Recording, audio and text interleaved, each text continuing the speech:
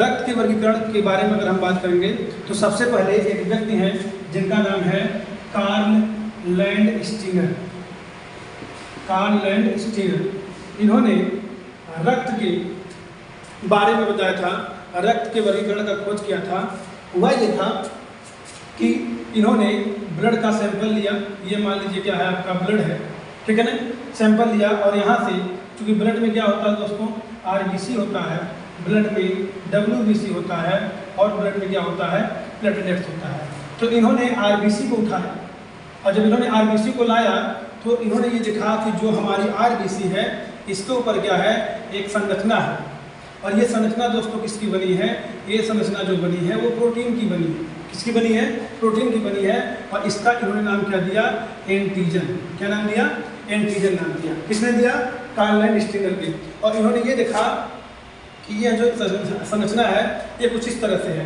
ये जो एंटीजन है इन्होंने बताया ये दो प्रकार की होती है और इसको इन्होंने एजी से दिखाया। तो एंटीजन को किससे दिखाते हैं, एजी से। और ये जो प्रोटीन की बनी है इसको क्या बोला गया, एंटीजन बोला गया।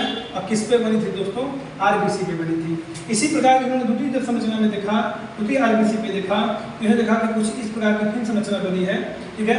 इसको इन्होंने एजीबी बोला, मतलब एंटीजन क्या बोला, बी बोला, ठीक है। ऐसे ही अगर तीसरी की बात करेंगे तो इन्होंने देखा कि एक और संरचना बनी है, इसे क्या बोला इन्होंने, एंटीजन ए बोला।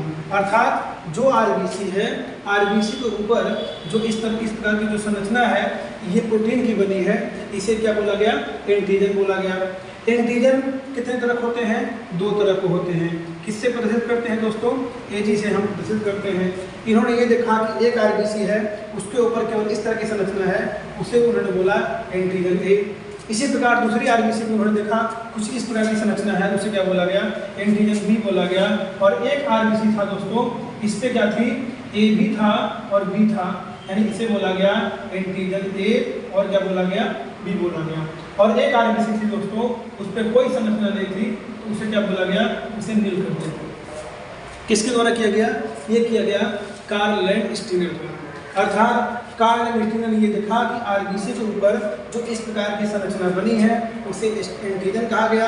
एंटीजन दो तरह होते हैं, क्या होते हैं, एक होता है ए, एक क्या होता है बी। अगर ये संरचना दोनों तरह की बन गई है तो क्या बोला गया, ए बी बोला गया, ठीक है। चलिए इतना आप लोग समझ रहे होंगे। अब हम आगे बढ़ते हैं। तो हुआ ये कि जो एंटीजन हमारे थे कौन कौन थे, देखिए ध्यान से।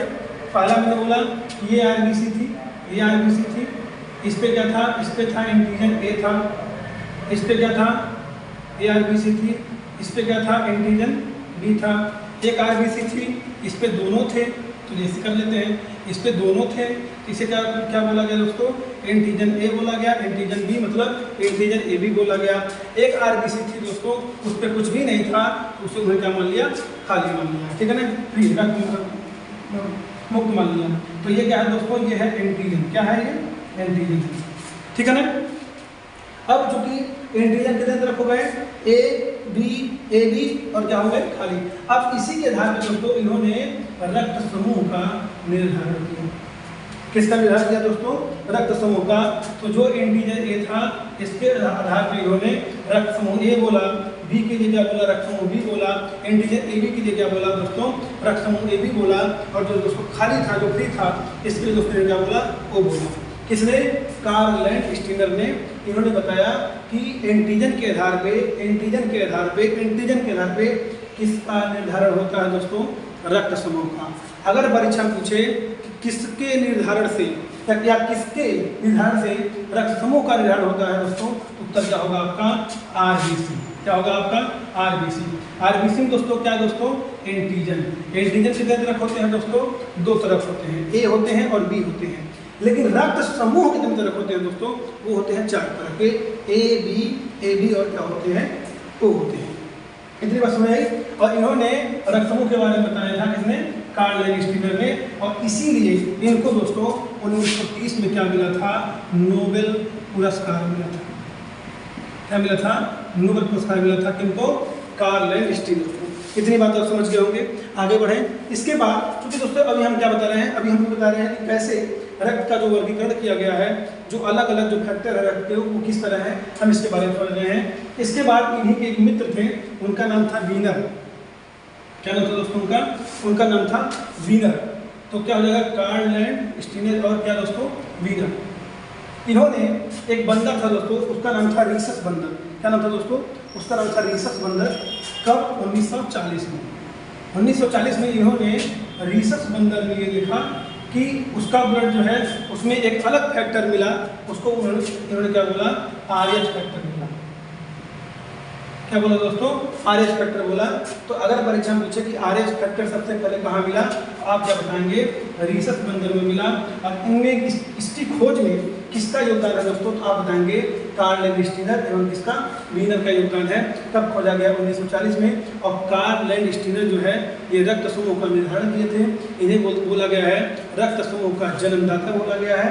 इनके दोस्त वीनर ने इन दोनों ने मिलकर 1940 के आसपास में रीसस बंदर से एक नए ब्लड ग्रुप की खोज किया, जिसे क्या बोला गया दोस्तों? आरएच फैक्टर बोला गया। ठीक है, तो कितने हो गए ना हमारे पास?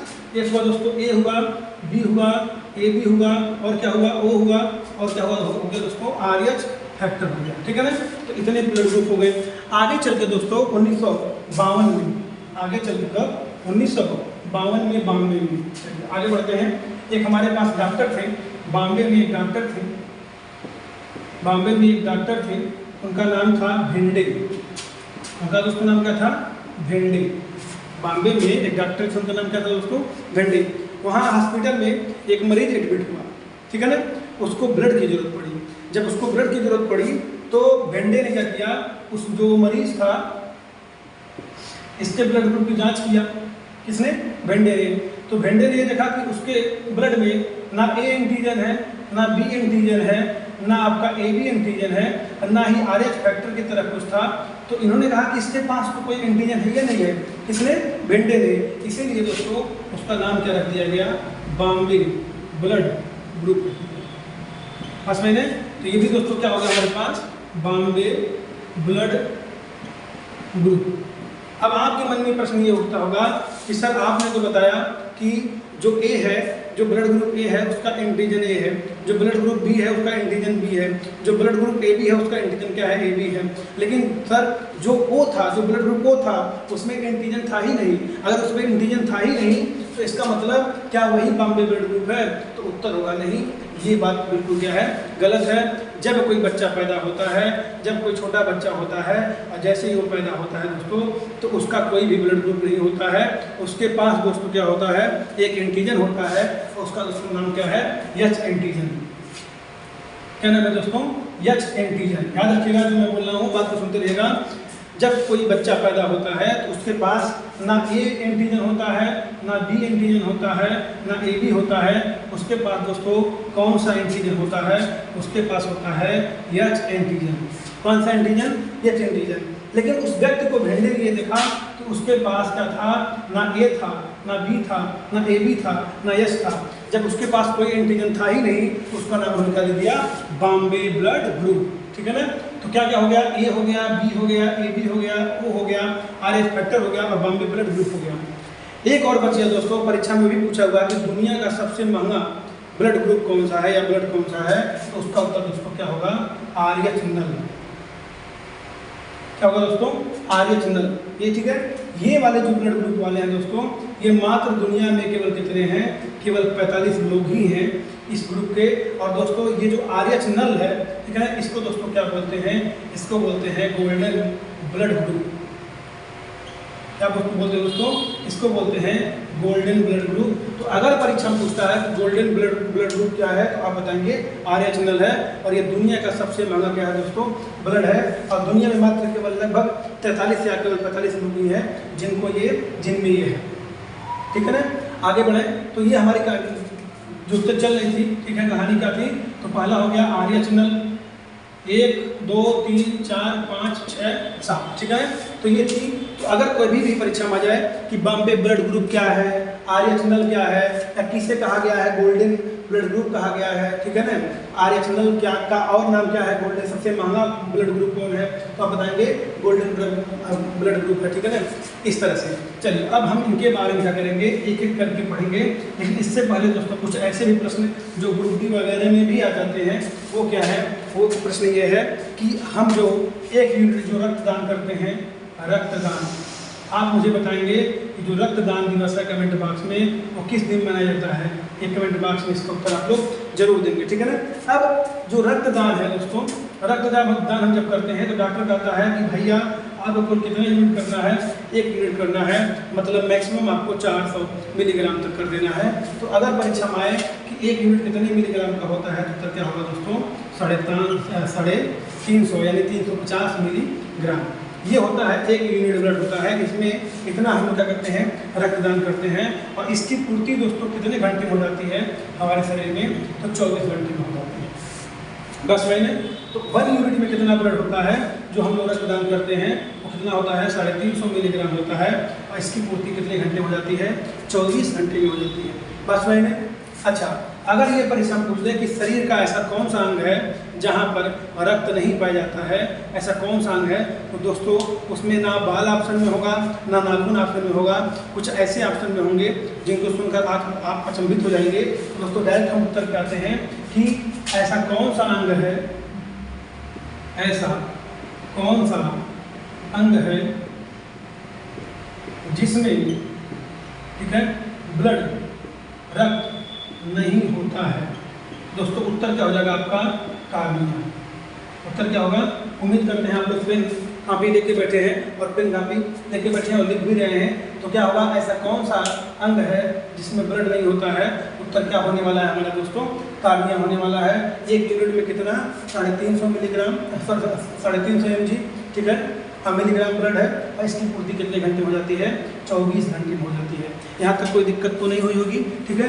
आगे बढ़ते हैं हम, यहाँ से हम कहाँ बढ़ते हैं, आगे बढ़ते हैं। तो हमारे पास क्या होगा, हमारे पास एंटीजन कितने हुए, एंटीजन हुए 2, ठीक है ना। हमारे पास ब्लड ग्रुप कितने हुए, कितने हो गए, कितने हो गए, 4 हो गए। कौन कौन हुआ, ए हुआ, बी हुआ, ए बी हुआ, और कौन हुआ दोस्तों, ओ हुआ। किसके पास कोई एंटीजन नहीं है, आप कहोगे ओ के पास कोई एंटीजन नहीं है, ठीक है ना। इसके बाद दोस्तों हम बात करेंगे, हम इसको कहाँ से लेकर आए थे, इसको हम ब्लड से लेकर आए थे। अब ब्लड से किससे लेकर आए थे, आरबीसी से लेकर आए थे। आरबीसी में एंटीजन है। लेकिन दोस्तों हम ब्लड की बात करेंगे तो ब्लड में हमारे पास एक चीज़ और है दोस्तों, उसका नाम है प्लाज्मा। क्या नाम है दोस्तों उसका, प्लाज्मा, ठीक है ना। और दोस्तों प्लाज्मा में क्या होता है दोस्तों, एंटीबॉडी होता है। प्लाज्मा में दोस्तों क्या होता है, एंटीबॉडीज होता है। और ये भी दोस्तों कितने तरफ होते हैं, 2 तरफ होते हैं। एक होता है स्मॉल ए से दिखाते हैं उसको, एक को दिखाते हैं स्मॉल बी से, ठीक है ना। तो एंटीजन भी 2, एंटीबॉडीज भी 2।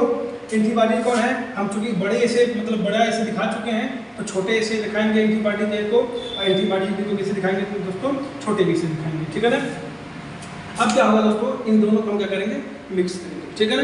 तो इतना आप लोग लिखेंगे कि जो हमारी एंटीबॉडीज है ये कहाँ से आती है दोस्तों, ये प्लाज्मा से आती है। हमारा दोस्तों जो एंटीजन है कहाँ से आता है, आरबीसी से आता है। कहाँ से आता है, आरबीसी से आता है। ये भी 2 होता है, वो भी क्या होते हैं, 2 होते हैं। ओके, चलिए हम आगे बढ़ते हैं।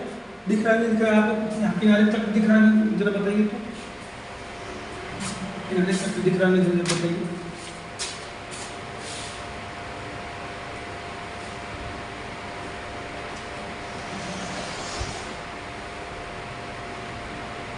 चलिए दिख रहा है, यहाँ पे दिख रहा है, कोई दिक्कत नहीं है। अब हम दोस्तों आते हैं किसमें, ब्लड ग्रुप में आते हैं, ठीक है ना। तो ग्रुप यहाँ क्या लिखेंगे दोस्तों, यहाँ लिखेंगे एंटीजन और यहाँ क्या लिखेंगे, एंटीबॉडी, ठीक है ना। और ध्यान देना क्या लिखेंगे, जिसमें मान लीजिए ग्रुप कितने हो गए हमारे पास, 4 ग्रुप हो गए, तो चारों को बना लेंगे, ठीक है ना। चलिए ये है ए, ये है बी, ये है ए बी, और ये दोस्तों क्या है, ओ है, ठीक है ना। क्या ओ में कोई एंटीजन है क्या, नहीं, कोई एंटीजन नहीं है, जान चुके हैं। एंटीजन किससे मिलते हैं, ये मिलते हैं किससे, आरबीसी से। ये किससे मिलते हैं दोस्तों, ये मिलते हैं प्लाज्मा से, ये भी बता चुका हूँ। अब देखिए अगर ये ग्रुप ए है तो इसका एंटीजन क्या होगा दोस्तों, ए, इसका एंटीजन क्या होगा दोस्तों, बी, और इसका दोस्तों एंटीजन क्या होगा, ए और बी। कोई दिक्कत, ब्लड ग्रुप कितने होते हैं, 4, ए बी और ओ। एंटीजन ए का चूंकि ए ही है, पीछे बताया मैंने, बी का बी है, ए बी क्या होगा दोस्तों, ए और बी ही होगा। और चूंकि ओ में कोई एंटीजन नहीं है, हालांकि हर व्यक्ति में मैंने बताया कि कैसा एंटीजन होता है, एच एंटीजन होता है, ठीक है ना। लेकिन यहाँ पे क्या है दोस्तों, हम मान के चलते हैं इसके पास एच है, ऐसा नहीं है। ये अन्य चीज़ों में देखा जाए तो यहाँ पे क्या है, एनल है, बिल्कुल, ठीक है ना। अब क्या होगा, ये ब्लड ग्रुप हो गए, ये क्या हो गए आपके एंटीजन हो गए, ठीक है। अब देखिए ये ब्लड ग्रुप ए है, तो इसका जो एंटीबॉडी होगा दोस्तों उसको समान नहीं करना है, समान नहीं करना है।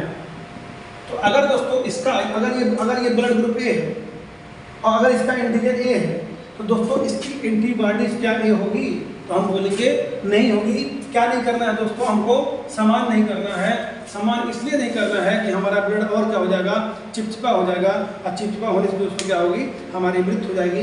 इसीलिए अगर जो ब्लड ग्रुप है, ठीक है, उसका जो एंटीजन है तो ठीक एंटीबॉडी दोस्तों क्या होगी, उसकी ठीक ठीक क्या होगी, उल्टी होगी। तो यहाँ दोस्तों ए है, तो यहाँ पर दोस्तों क्या हो जाएगा, स्मॉल बी। एंटीबॉडी कितने तरह होती है, दो तरह की, एक स्मॉल ए स्मॉल बी, पता है। यहाँ पे क्या हो जाएगा दोस्तों, यहाँ पे हो जाएगा स्मॉल बी, यहाँ पे दोस्तों क्या हो जाएगा स्मॉल ए, क्योंकि समान यहाँ भी नहीं करना है। अगर यहाँ बी है तो यहाँ क्या हो जाएगा दोस्तों, ए हो जाएगा। अब देखिए यहाँ क्या है, यहाँ ए एंड बी है, यहाँ क्या है दोस्तों एंटीजन है, इसको ए एंड बी कर दिए। यहाँ अगर ए एंड बी है तो यहाँ पे देखिए हमने बोला समान नहीं हो सकता है। अगर ए है तो यहाँ ए नहीं हो सकता है, बी होगा। अगर बी है तो यहाँ क्या होगा, बी नहीं हो सकता, क्या होगा, ए होगा। अगर यहाँ ए है तो क्या यहाँ पे ए होगा, क्या नहीं होगा। अगर यहाँ बी है तो यहाँ पे बी होगा, क्या नहीं होगा। अर्थात यहाँ पे क्या होगा, यहाँ पे भी क्या हो जाएगा आपका खाली हो जाएगा। और चूंकि दोस्तों यहाँ पे खाली है तो यहाँ पे ए भी हो सकता है और क्या हो सकता है, बी भी हो सकता है। कोई दिक्कत है। इसका मतलब ये हो गया कि जो ब्लड ग्रुप ए बी है इसके पास कोई एंटीबॉडी नहीं है, ठीक है। और इसके पास कोई एंटीबॉडी नहीं है, इसको हम क्या बोलते हैं दोस्तों, इसको बोलते हैं सर्वग्राही।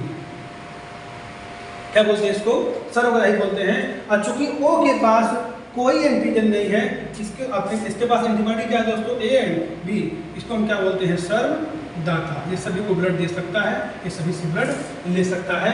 तो मैं फिर से बता रहा हूँ, समझिएगा। ग्रुप ए समान नहीं करना है तो ए क्या होगा, बी हो जाएगा। ए हो नहीं सकता है, बी है तो क्या हो जाएगा, यहाँ पे समान नहीं करना, क्या हो जाएगा, ए हो जाएगा।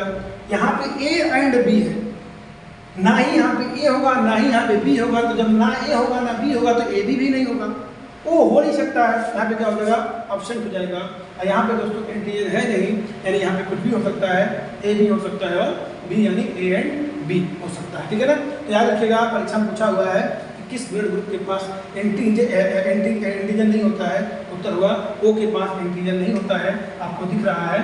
और किसके पास एंटीबॉडी नहीं होता है, ए बी पास का होता है दोस्तों, एंटीबॉडी नहीं होता है, ठीक है ना।